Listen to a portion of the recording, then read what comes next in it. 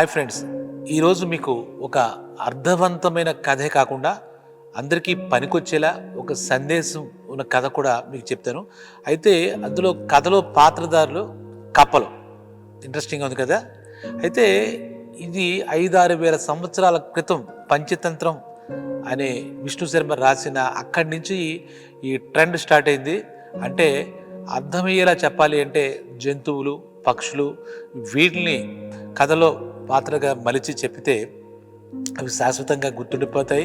అలాగే ఆ కథల ద్వారా సందేశం అలాగా గుర్తుండిపోతున్న ఉద్దేశంతో అప్పుడే 5-6 వేల సంవత్సరాల క్రితం పంచతంత్రం ఆయన చెప్పారు. విష్ణు శర్మ అనే ఒక గొప్ప తత్వవేదనాల లేకపోతే గొప్ప రచయితనాల స్వాప్నికుడు, మొత్తం భవిష్యత్తుని ముందు దృష్టితో చూసిన ఒక ద్రష్ట అనమాట.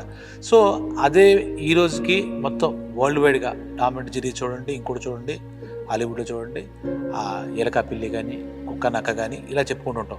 సరే, ఆ ఉపోద్ఘాతం పక్కన పెడితే ఇవాళ మనం చెప్పుకునే కథ ఏంటంటే అనగనగా ఒక 5 కప్పలు ఉన్నాయి.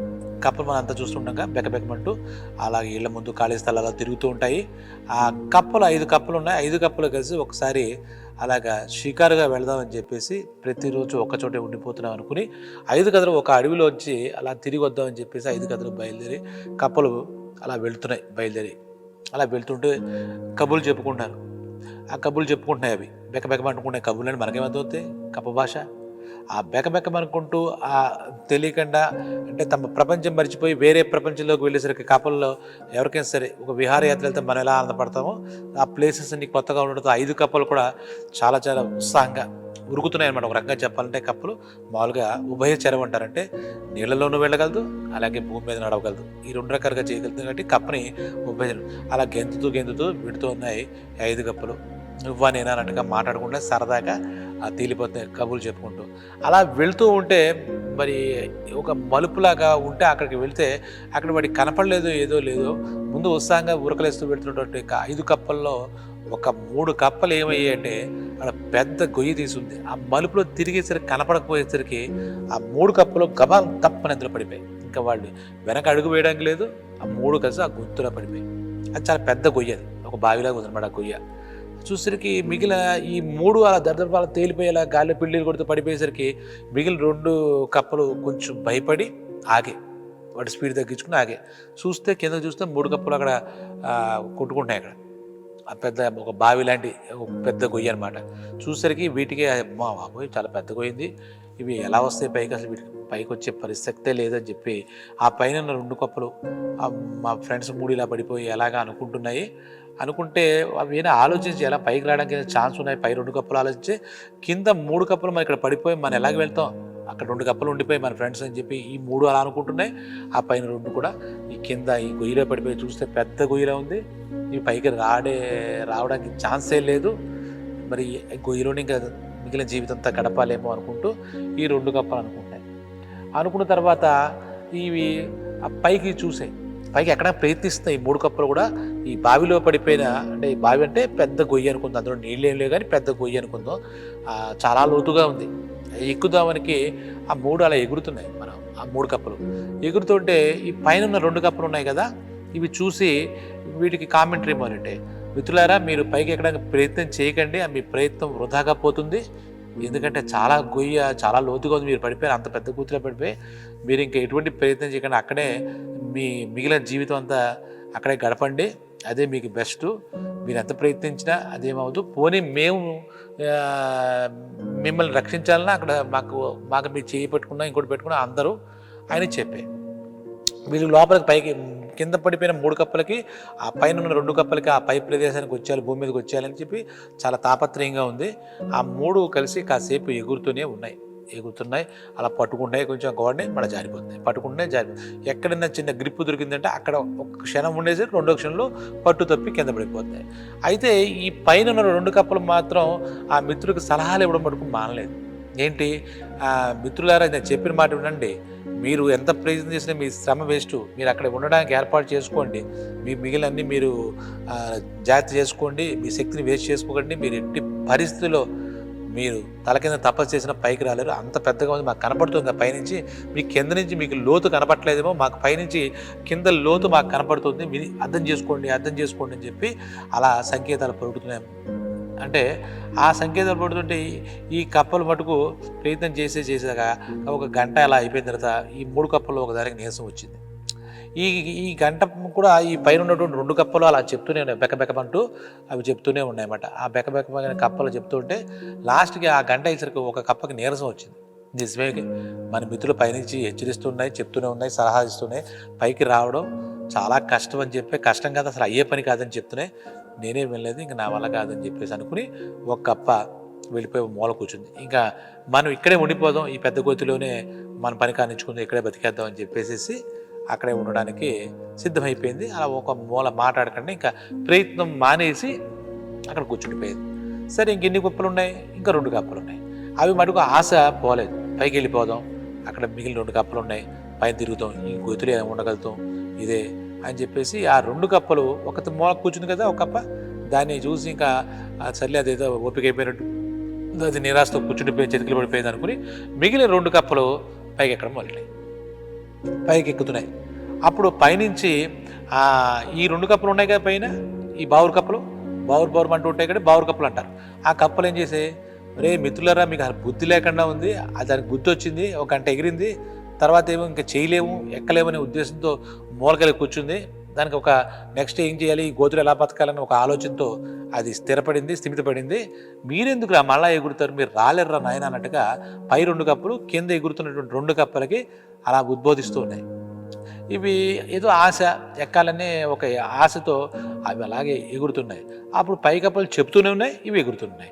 అప్పుడు ఇంకా వీళ్ళకే దానిలాగే బుద్ధి వస్తుంది, నీరసం వస్తే బుద్ధి వస్తుంది అని చెప్తుంటే వినట్లేదు ఇవి అని చెప్పి, కానీ మిత్రులు కదా, మన మిత్రధర్మం ప్రకారం చెప్పాలి, ఎక్కలేనప్పుడు మనం చెప్పితే తప్పే ఉంది, మనకు లోతు మనకు కనపడుతుంది కదా అని మళ్ళీ పై 2 కప్పలు అనుకుని కింద 2 కప్పలతో మా మాట వినండిరా నాయన, మీరు ఎందుకు అలా ఎగురుతున్నారు, దానిలో మూల కూర్చుంది కదా, మీరు కూడా కూర్చోండి, స్థిమితపడండి, మీ పని అక్కడ చేసుకోండి, మీరు ఎప్పుడైనా వస్తే ఇటువైపు వస్తే మేము చూసి వెళ్తాం, మీరు ఇంకా అదే మీ ప్రపంచం అనుకోండి, అదే మీ నివాస స్థానం అనుకోండి అని చెబుతున్నాయి. అవి వినట్లేదు, ఎగురుతున్నాయి.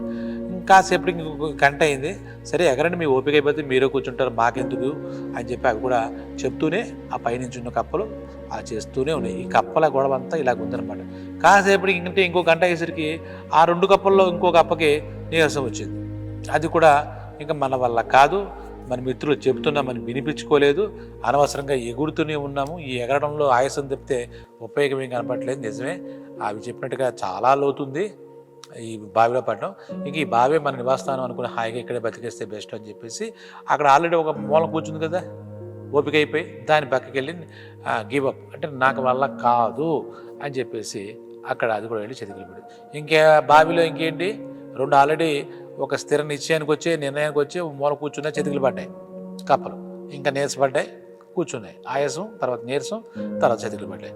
ఇంకొక కప్ప ఉంది, ఆ కప్ప మటుకు ఎగరడం మొదటి ఎలాగైనా సరే ఆ పైకి వెళ్ళాల్సిందే అనే ఉద్దేశంతో ప్రయత్నం అలా చేస్తూనే ఉంది.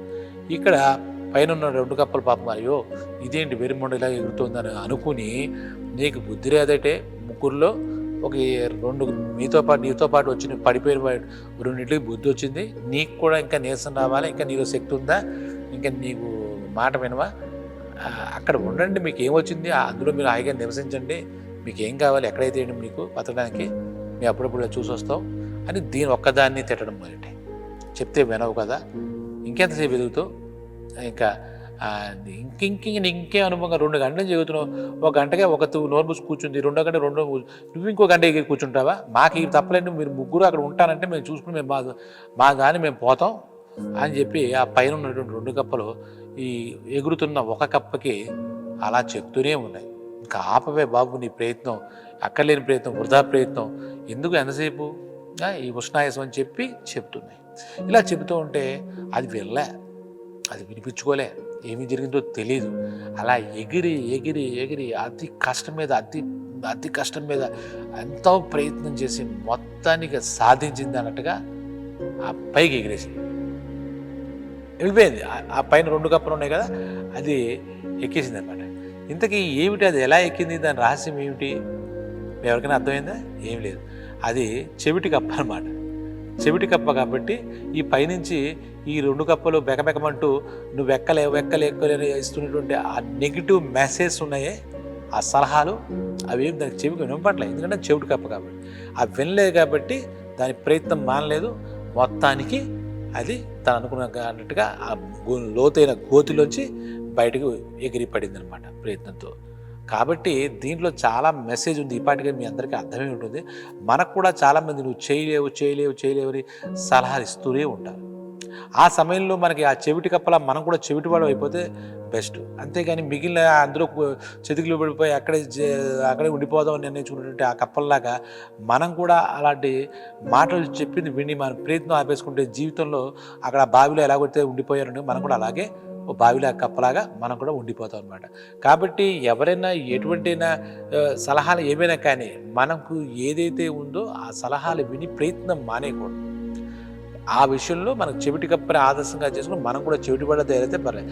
ఈ ప్రపంచంలో ఎలా ఉంటారంటే చెయ్యకపోతే ఒక తప్పు, చేస్తే ఒక తప్పు. మనమేంటి వాళ్ళ మాట వినకపోతే వాళ్ళు ఏమనుకుంటారో, నలుగురు రకాలు అనుకుంటారేమో, జీవితంలో సగభాగం ఎదుటి వ్యక్తులు ఏమనుకుంటారనే భావనలో బతుకుతాం తప్పితే మనం ఏమనుకోవాలి, మనం ఏమనుకుంటున్నాం దాని ప్రకారం నడుచుకోవాలి మనిషి అనుకోడు. పక్క వాళ్ళు ఏమనుకుంటారనే ధ్యాసే తప్పితే మనం ఇది అనుకున్నాం కదా, ఈ దిశగా మనం వెళ్దాం, ఇది సాధిద్దాం అని చెప్పేసి ఆలోచన మనకు ఉండదన్నమాట. ఎంతసేపు ఏమనుకుంటా వాళ్ళు ఏమిటి, ఏదైనా ఒక మంచి పని చేసినా ఏదో ఒకటి చెప్తారు, ఎందుకు చేసామంటారు. చేయకపోయినా అసలు ఏమి చేయట్లేదు అని చెప్పి ఇంకో రకంగా మాట్లాడతారు. కాబట్టి ఈ సలహాలు ఇచ్చే బెక్క కప్పలు ఎప్పుడూ ఉంటాయి. మనం కష్టంలో ఉంటే ఆ చూసి సాయం చేయకపోగా ఇటువంటి సలహాలు ఇస్తుంటాయి అన్నమాట. ఆ టైంలో వెనక్కి లాగుతూ ఉంటాయి. ఒక రకంగా చెప్పాలంటే మనం విజయం వైపు వెళ్దాం అనుకున్నా అసలు ప్రయత్నమే మానేసేలా చేస్తాయంటే విజయం దాకైంది. ఆ ప్రయత్నమే మానేస్తే ఏముంది, ఇంకా విజయం ఏముంది. మన రేసు రోజు తప్పుకుంటే కప్పు ఎక్కడి నుంచి వస్తుంది, సక్సెస్ ఎక్కడి నుంచి వస్తుంది. కాబట్టి మనం అలాంటి విషయాల్లో ఎవరైనా వాళ్ళ మాటలు ఇప్పుడు ఈ కప్ప చెవిటి కప్ప అవడం వల్ల పైకి వచ్చింది, బతికి బట్ట కట్టింది, తను అనుకున్నట్టుగా సాధించగలిగింది. అలాగే మనం కూడా ఎవరైనా ఏదైనా చెప్తే నీకు రాదు అంటాడు. ఒక కుర్రాడు ఏదో ఐఐటీకి వెళ్తూ ఉంటాడు, నీకు రాదు అంటాడు. ఆ కాలేజీలో లెక్చరర్ కూడా నీకు రాదు. ఎవరో గ్రూప్స్ ఎవరు రాస్తూ ఉంటారు. వాళ్ళు రాస్తున్నప్పుడుగా నీకెలా వస్తుంది అంటే ఈ పైన ఉన్న కప్పలు పైకి రాలేవు నువ్వు ఎలా అయితే ఈ మిగిలిన అందులో కప్పలకి చెప్తున్నాయో బావిలో పడిపోయిన కప్పలకి, అలాగే మనకు కూడా ఇవన్నీ పైన ఉన్న కప్పలు అన్నమాట. అవన్నీ విని ఈ విద్యార్థులు కావచ్చు, అలాగే ఉద్యోగాలు సంపాదించుకునే యాస్పిరెంట్స్ కానీ ఏ విషయంలో సరే వ్యాపారంలో పైకి రావాలనుకోవచ్చు, జీవితంలో ఎవరైనా సరే పైకి రావాలనుకుంటాడు. ఒకవేళ నిజంగా ఆ కప్పల్లా భూమిలో పడిపోయినా మళ్ళీ పైకి రావాలని కోరుకుంటాడు. అలా కోరుకున్న వాళ్ళకి ఈ పైనుంచి ఇచ్చే ఈ కప్ప లాంటి వ్యక్తులు ఉంటారన్నమాట. ఈ కప్పగాళ్ళ మాటలు తీసుకోకూడదు. తీసుకోకుండా ఎప్పుడైతే మనం చెవిటి కప్పలాగా చెవుడు ఉందని పట్టించుకోకుండా వినిపించుకోకుండా ఉంటే ఖచ్చితంగా మనం ఎంత కష్టపడినా ఎంత ఎత్తుకైనా ఎదగలుగుతూ ఎంత ఎత్తుకైనా రాగలుగుతూ ఇంకా పైకి ఎవరు ఊహించినట్టు ఉన్నత స్థాయికి కూడా మనం వెళ్ళగలుగుతాం అన్నమాట. ఈ కప్పల ద్వారా మనకి ఈ మెసేజ్ ఉంటుంది అన్నమాట. మన జీవితంలో మనకి పైకి రావాలంటే చాలా విషయాల్ని మన వెనక్కి లాగేవాళ్ళు ఉంటారు, మనకి ఇలాగా కిందకి తోసేసేవాళ్ళు ఉంటారు. పైకి రావడానికి వీళ్ళ మాటల ద్వారా వీళ్ళు మనకు ఒక రకమైనటువంటి ప్రతికూల శక్తిని మనకు పంపిస్తారు. ప్రతికూలమైన మాటలు మనకు చెప్తారు, రాలేవు, చేయలేవు, మేము చూస్తున్నాం, మాకు అర్థమవుతుంది. కాబట్టి ఈ 5 కప్పల ద్వారా చూసుకుంటే మనుషుల్లో కూడా ఈ రకమైన తత్వం ఉంది. కాబట్టి ఒక చెవిటి కప్పలాగా ఏది పట్టించుకోకూడదు. ఈ పర్టికులర్ కథ ప్రకారం చూసుకుంటే నీ విజయం కోసం నీ ప్రయాణంలో నిన్ను వెనక్కి లాగడానికి, కిందకి తొయ్యడానికి చాలామంది ఉంటారు. అటువంటిప్పుడు నువ్వు కూడా ఒక చెవిటి కప్పలాగా ఆ మాటలు పెడచెవిని పెట్టు తప్పు లేదు, కానీ నమ్ముకుని నీ ప్రయత్నం విరమించుకుంటే ఆ బావిలో కప్పలు ఏ రకంగా పడి ఉన్నాయో అవి జీవితకాలం అక్కడే పడి ఏడుస్తూ ఉంటాయి. అవి అలాగే పడి మనం కూడా ఏడవలసి ఉంటుంది. కాబట్టి ఈ కప్పల కథ ద్వారా మనకి ఈ మెసేజ్ మనం అర్థం చేసుకున్నాం. కాబట్టి ఇంకోటి ఏంటంటే నలుగురు ఏమనుకుంటారు అనే విషయాన్ని కూడా ఈ కథ ద్వారా మనం అర్థం నలుగురు అనుకునే విషయాలు మనం పట్టించుకోకలేదు. అప్పుడు కూడా మనం చెవిటి వాళ్ళ కింద ఉండిపోతే మంచిది. నలుగురు నానా రకాలుగా అనుకుంటారంటే వాళ్ళ స్వభావం అది. కాబట్టి కానీ నీ స్వభావం కాదు, నువ్వు చేసే నీ సామర్థ్యం ఏంటో నీకు తెలుసు. కాబట్టి నీ సామర్థ్యాన్ని అనుసరించి వెళ్ళి చెప్తే వాళ్ళ స్వభావాన్ని అనుసరించి నీకు వెనక లాగడానికో నలుగురు నానా రకాలుగా అనుకుంటున్నారని ఆ మాట తలగో నువ్వు ఆగిపోయావంటే నీ జీవితం అక్కడితో ఆగిపోతుంది. ఆ బావిలో కప్పల్లా అక్కడే అలాగే పడి ఉంటావు జీవితకాలం. నువ్వు అనుకున్న ఏవీ సాధించలేవు. అసంతృప్తితో అశాంతితో మనశ్శాంతి లేకుండా జీవితకాలం అలా బతికేయడమే బావిలో కప్పల్లా. కాబట్టి మీకు అర్థమైంది కాబట్టి మరో మంచి కథతో మిమ్మల్ని ప్రేరేపించేలా మీకు స్ఫూర్తినిచ్చేలాగా మరో కథతో మీ ముందుకు వస్తాను. అంతవరకు సెలవు. నమస్తే.